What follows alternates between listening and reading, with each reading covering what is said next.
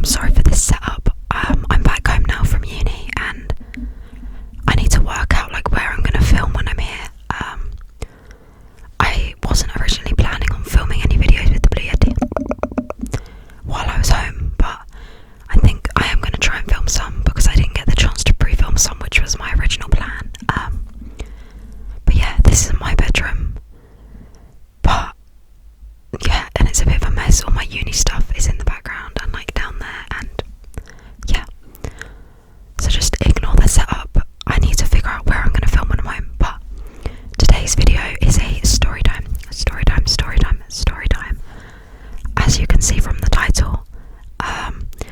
So let's start from the beginning. So about 2 weeks ago, I was meant to go on my first solo trip. My first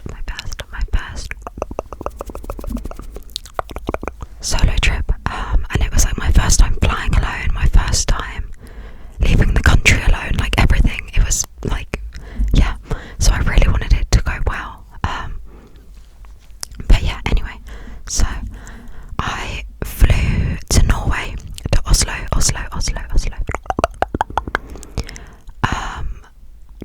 I think my flight was at 6:45 in the morning, so it was like such a long day. 6:45 in the morning. Sorry, I need to cough, hold on.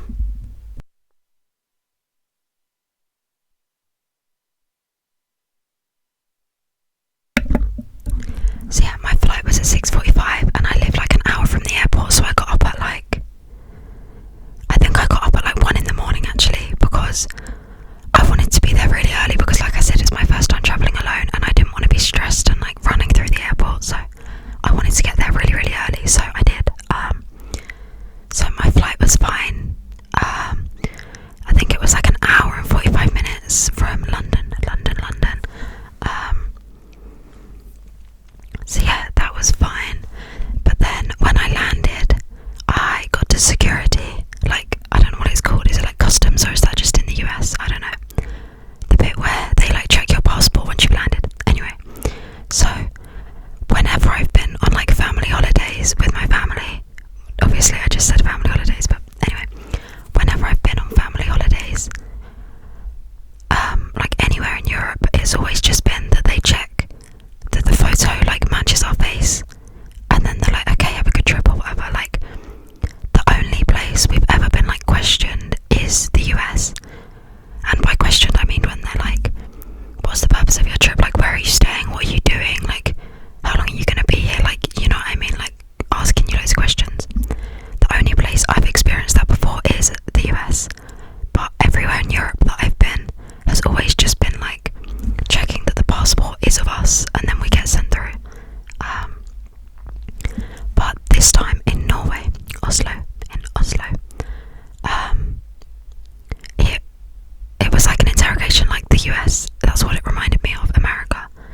And I'm already like, I have anxiety, and so I don't know if I like seemed nervous and that's why they were asking me more questions, or if I just got unlucky, I don't know, but I wasn't expecting it because I like, yeah, the only place I've ever experienced that is the US, never in Europe.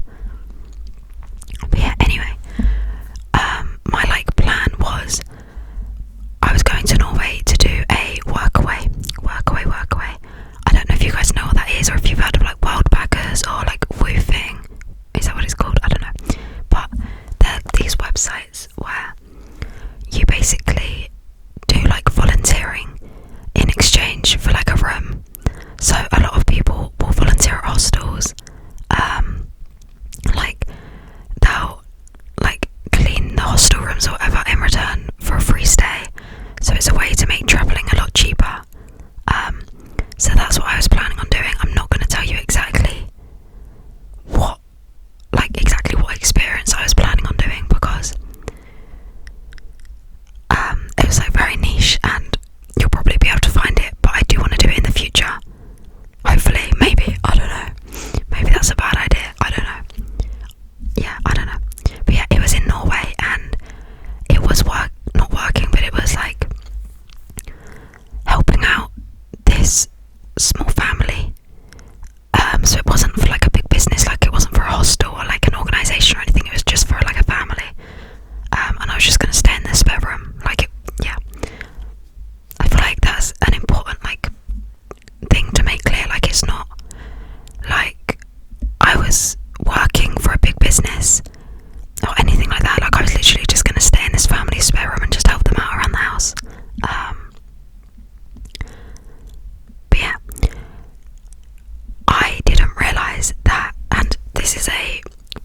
service announcement for anyone that's considering doing like workaway, world packers, that kind of thing. You need work visas because getting accommodation counts as payment, which I didn't realise, which maybe that's really silly of me, but in my defence, I did check beforehand. It's not that I didn't look into it.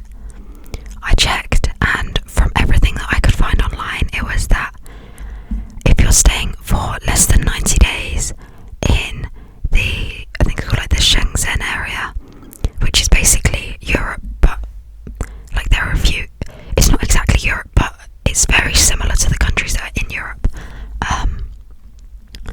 So if you're staying for under 90 days, and obviously I wasn't getting paid, like it wasn't work, I wasn't getting paid anything, I was literally just getting a bed to sleep in, but I didn't realise that counts as payment, which maybe I sound really stupid, and maybe this is a bit of an embarrassing story time, but I don't know, hopefully maybe this will warn one of you if you were thinking of doing something similar. But yeah, so that's what I was planning on doing.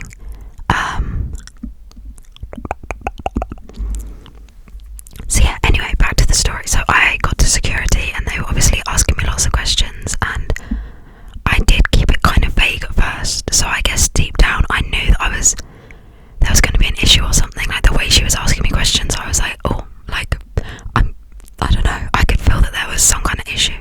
But she was like, you know, where are you staying? So I told her the area that I was going to, and she like pulled her face straight away as if like, why would you go there? So straight away I was like, oh, she's in a bad mood. But anyway,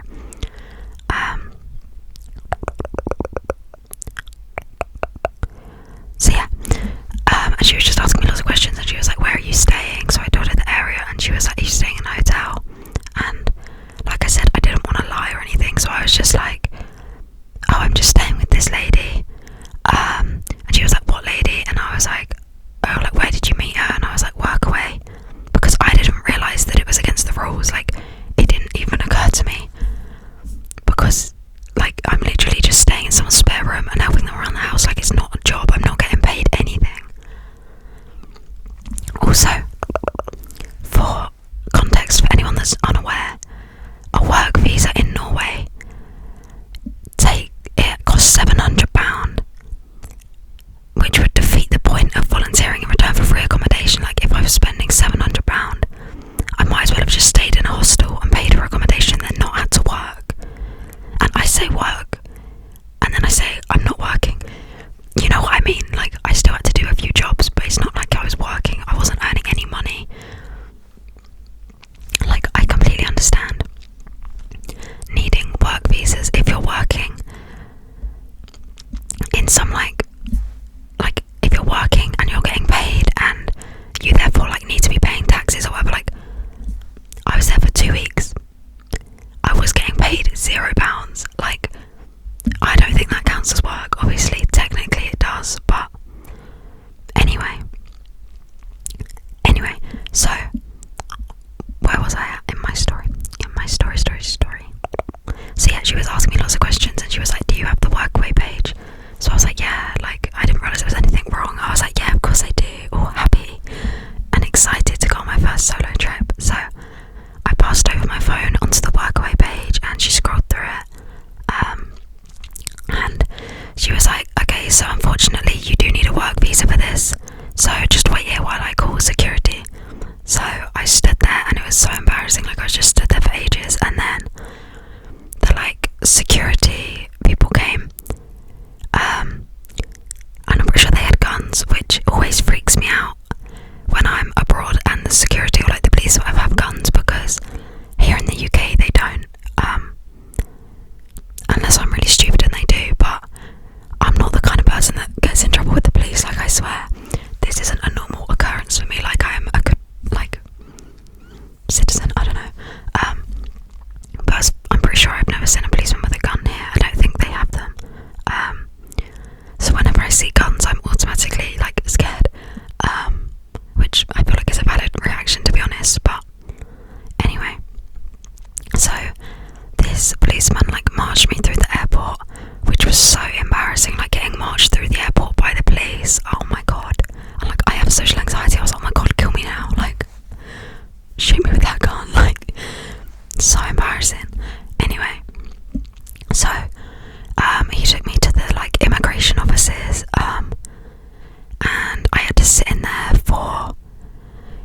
was in there for like 4 hours, and I was being questioned like on and off. Like they would come in and question me for like 20 minutes and then leave me for 20 minutes and then come back, that kind of thing. I was a state. I was sobbing. I was crying. I was not thriving. It was not a fun time. Oh, it was so bad. It was so bad.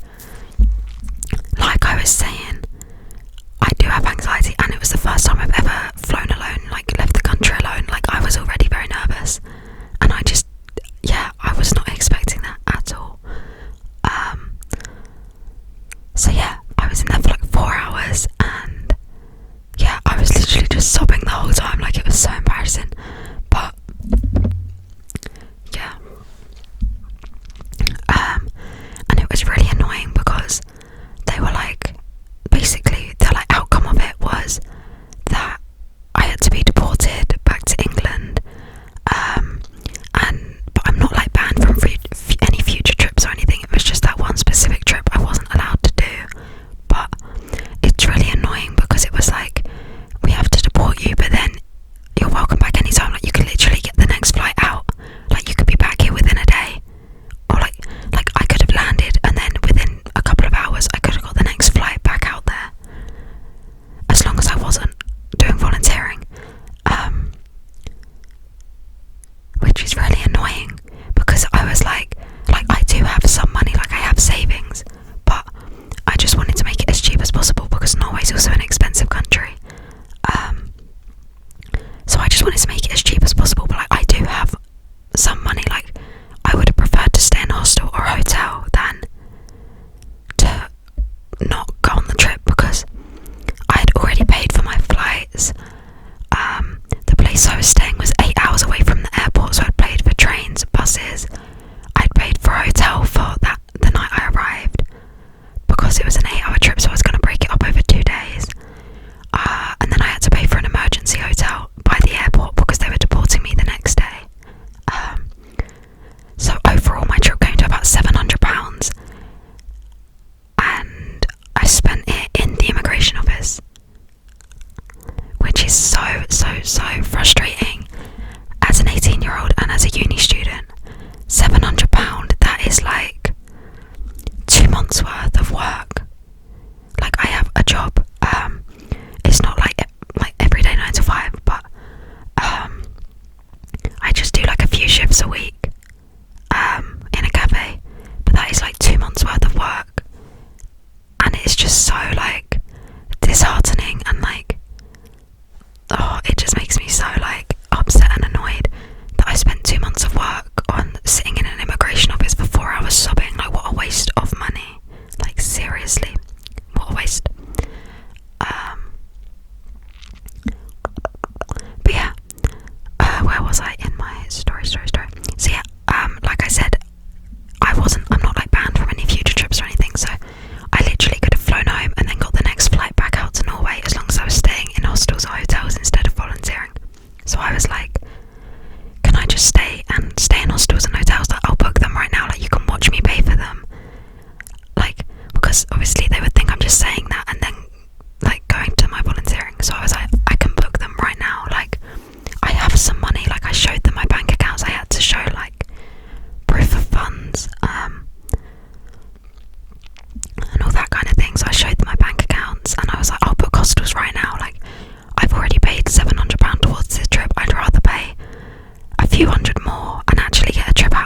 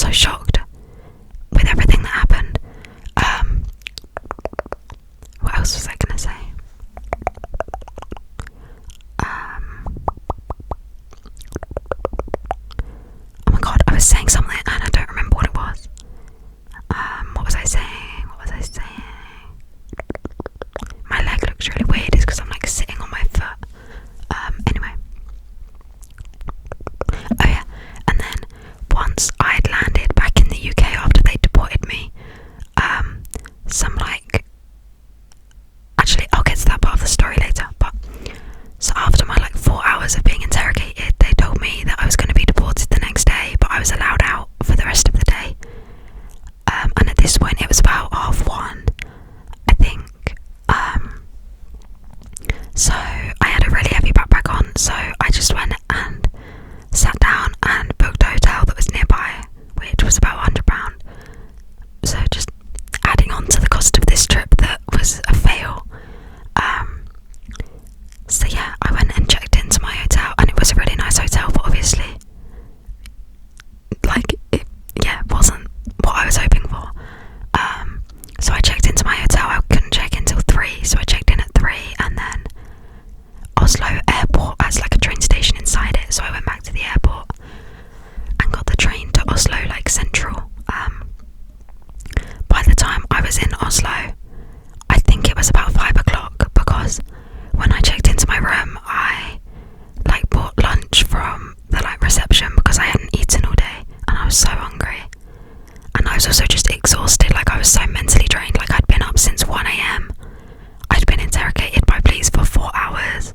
Like, I was a state, and I'm actually really proud of myself for getting out into Oslo. I was like, you know what, I paid £700 for this trip, I'm at least going to see Oslo while I'm here. Because I really, really wanted to just crawl into bed and watch TV and cry, like I was so upset and so drained and exhausted. And the last thing I wanted to do was go exploring in a new city. But I was like, you know what, this has cost me £700 either way, I'm at least going to have a couple hours exploring. So I got the train into Oslo. I only spent 2 hours in Oslo, so very, very expensive day trip, but it was really nice from what I saw of Oslo. I climbed up, what was it called? I think it was like an opera house or something, I don't know. And you can like climb up onto the roof. So I sat up there for like an hour listening to music and just looking at the view. It was really weird actually, like really bittersweet, because I was like, wow, this looks amazing. And obviously, day one of a trip, you're usually like getting to see the country for the first time and you're like excited to spend time there. So I was feeling like that, but I also knew that I couldn't spend time there and that I was being deported. So it was really bittersweet because I was trying to enjoy what time I had there, but it was also like I knew that I only had a couple of hours before I had to leave. So yeah, and then I spent an hour, like, I don't know what area I was in, but there was like a river and it was right next to the opera house, and like along like the bank of the river there were benches, but they were like built into the shape of like sunbeds, if that makes sense. Like, I don't really know, but I just sunbathed for like an hour again, just listening to music, and it was really, really nice for like a capital city. It was really, really peaceful, and I loved it. I really, really wanted to stay and see more of the country, but what can you do? But yeah, like I said, I did try everything. I offered to pay the lady I was going to stay with, and I was going to just offer to pay her like a small amount, because obviously she was happy for me to stay for free, so she would have accepted any amount of money. So I offered to pay, and I was just going to pay her a smaller amount than I would have to pay at hostel or hotel. Like, say hostel was £40 a night, I was going to offer to pay the lady like £15 a night or whatever, because then it's like I wasn't getting paid in my room, I was paying for my room, if that makes sense. And then when that wasn't okay, I offered to pay for a hotel, and that wasn't okay. Like, there was no way around it, unfortunately. So I had to meet at the police station in the airport at 7 a.m. So yeah, I got back to my hotel at about 9 p.m. and there was actually a gym in the hotel that was open till 10. And even though I'd been up since 1 and I was so tired, I was like, you know what? Again, like I said, I paid £700 for this trip. I'm going to make the most of all the like facilities. So I went to the gym.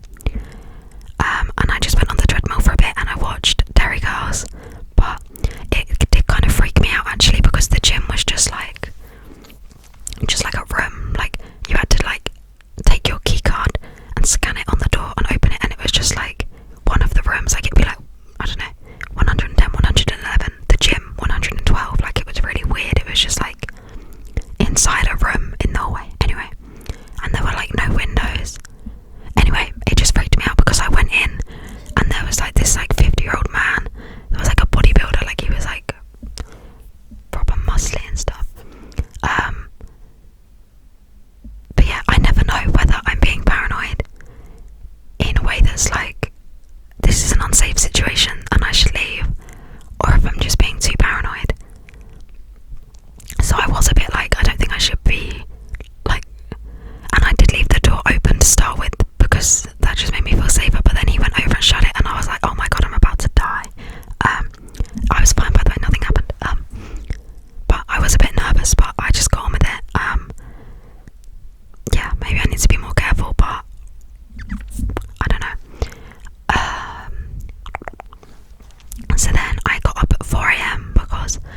so paranoid. They were like, if you're not at the airport in the police station by 7 a.m, you are going to jail.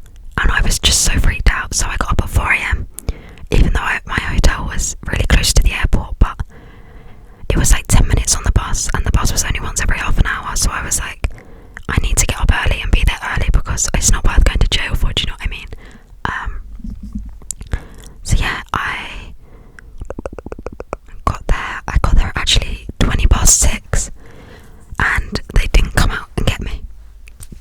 Oh, sorry, I had the hiccups. Until 8 o'clock, 8 a.m. So I could have had more sleep, but you know, whatever. I didn't end up in jail, so no regrets. So yeah, they took mugshots of me, which, oh my god, I felt like I was like a criminal. Like, and I know this probably sounds like my fault, but I just think it was so over dramatic. Like, it was 2 weeks, I wasn't getting paid anything. They were acting like they'd caught me smuggling like £1 million worth of drugs in with my luggage, or like trying to human traffic someone. Like, is it that deep? I was literally just gonna help someone out in return for staying at their house. Like, shoot me, do you know what I mean? I don't think it's that deep, but whatever. And it's just so annoying because if I'd have said, oh yeah, I'm going to stay with a friend, I would have been fine. Or like, oh yeah, I'm going to stay with my aunt, which I guess that kind of would have been lying, which is like not good, but do you know what I mean? Like, people do it all the time. Like, these sites like Workaway and Worldbaggers, they have so many people using them, so everyone must just lie. But I didn't get the memo that you had to lie. Apparently it's like an unspoken rule that you can't mention volunteering at immigration or they'll like deport you. You have to just be like, oh yeah, I'm staying with a friend. But that unspoken rule was a bit too unspoken because I'd never heard of it. No one gave me that heads up. So if you guys are doing the same thing this summer, this is your heads up. If you mention volunteering at immigration, you will be deported. Anyway, so they took my mugshots and they took all like my like fingerprints and thumbprint and stuff like that on the machine. And then I like checked in for my flight. Oh my god, I was like escorted the whole way through the airport by a police escort. Like, it was so extra. They were acting like I was some kind of national security risk. Like, I'm an 18-year-old uni student, I just wanted a cheap holiday. Like, is it this deep? No, I'm not a national security threat, I just wanted to go on holiday. Like, calm yourselves. Anyway, so I was police escorted through the whole airport. To be fair though, it was well quick because they just like fast tracked me through everything. Like, from checking in to being in my gate was 10 minutes. But oh my god, I had such a heavy backpack, and this policewoman was like marching around the airport at very high speed, and I was like out of breath. I was struggling. Anyway, so yeah, then I was in my gate and they were just like, wait there. And also, I didn't have my passport for any of this. Like, they had my passport the whole time so that I couldn't like escape or something. So yeah, I was waiting in the gate and they were like, don't move, if you move you're getting arrested. But I really needed a wee, so I went to the toilet, and I was really scared that I was going to come back to like a jail cell, but it was all good. I was like, surely they can't deny me the right to go to the toilet, like surely. So I went to the toilet and I bought a bottle of water. I said that so like British, bottle of water. Anyway, so I did that and then I came back to the gate, and then they were boarding an hour early. But the police were like, oh yeah, we'll come back just before your flight's going to take off with your passport. So everyone else went through like showed their passport and their boarding pass and everything, and were like waiting to board. But the police hadn't come back yet because they were trying to board like an hour early. And it was so embarrassing trying to explain it. They were like, where's your passport? And I was like, oh, the police have it. And it looked like I was some master criminal. Like, oh, it was so embarrassing. Anyway, so then when the police did come back, and like no one was allowed to board before me, it was crazy. So then the police came back with my passport and like explained the situation, and I had to board like 5 minutes before everyone else. I don't really know why, but I did get a window seat though, which I wasn't expecting. And I always book window seats, so I was like, okay, this isn't so bad. You know, every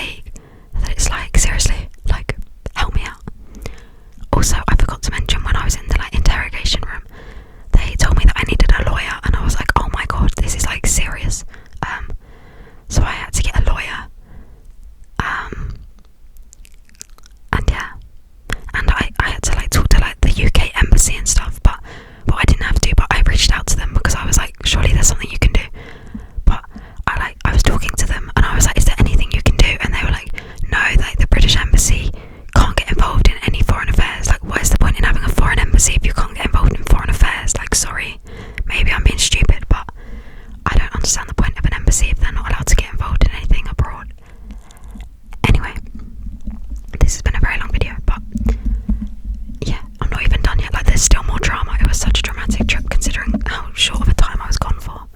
I need like a table or something. This mic's actually really heavy. I should have taken it out of the stand, but we're nearly at the end of the story now.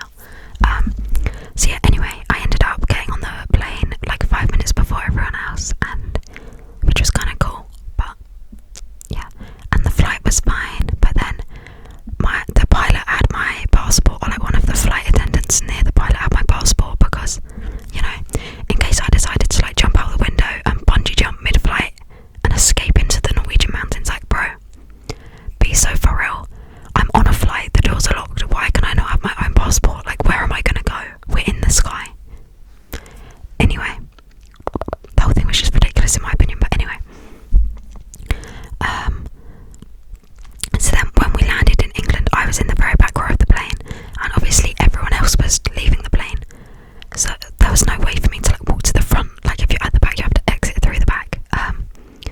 So I got off like by the back, and there was some flight attendants there, so I was like, oh, excuse me, like, one of you has my passport, like, how do I get it back? Like, I need it to get through security, obviously. And they were like, oh yeah, if you just go inside, then I'm sure they'll meet you in there.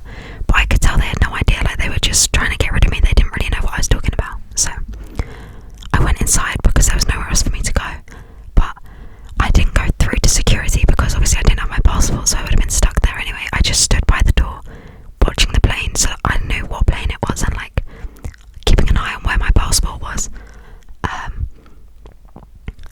Yeah, but then someone in like a high-vis jacket or whatever, like in charge, came and was like, okay, you need to leave this area, like you need to go through to security. And I was like, I don't have my passport, it's on the plane. And they were like, what? So I had to explain the whole situation. And then they had to like radio through to someone on the plane, and they were like, okay, yeah, like go and collect it from the plane. So I went over to the plane, which is what they told me to do, and then the other people in high-vis were like, get off the runway, citizen on the runway, like get off, get out, danger. And I was like, oh my god, can everyone stop shouting at me? Like, seriously, I'm the kind of person that cries if someone shouts at them, or if they get in any kind of conflict. Like, obviously in the like police interrogation I was sobbing, but this next day everyone kept shouting at me and I didn't cry, so like I stayed strong. But yeah, everyone just kept yelling at me, and it was like, stop telling me to do things and then yelling at me when I do them. Like, seriously, if you don't want me to do something, I won't, but don't tell me to do it. Like, seriously. Anyway, so I was like, oh, your colleague told me to come here, like, you have my passport. And they were like, oh, for God's sake, and like they were so annoyed at me. I was like, bro, this is not my fault. And they were like, oh, just go stand over in that corner. So I went and stood in the corner for like 20 minutes, and this was back in England. It was so cold, it was raining, I was freezing, I didn't have a coat. Yeah, I was very cold, and I just had to stand there for like 20 minutes. And then they like basically they lost my passport, no one knew where it was, so I was there for 20 minutes while they were trying to find my passport. Then finally they found it, but they weren't allowed to give it back to me without like the British like visa people like signing it off to be like, yeah, she's landed in the country.